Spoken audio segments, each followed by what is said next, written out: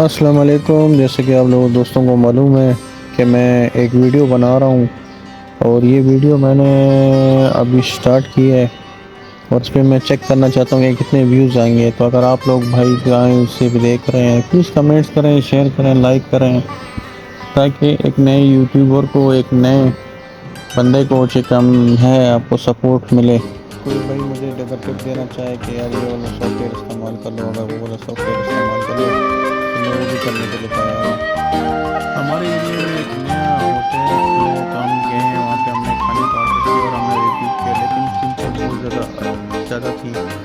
इसलिए हमने सिर्फ दो ही चीज़ें, मैंने और मेरे फ्रेंड ने ऑर्डर की। मैंने कहा कि पहले ये चेक कर लेते हैं, तो हम आपके सामने रख लें, आप चेक कर लें क्या आपके इलाके में भी फिश और फूड्स में क्या इसी तरीके से इतनी ज़्यादा प्राइसेस हैं, या सिर्फ हमारे पास प्राइस बहुत ज़्यादा है। जनक तो अगर में आप हमारी वीडियो पसंद आती है तो चांद प्लीज़ न वीडियो को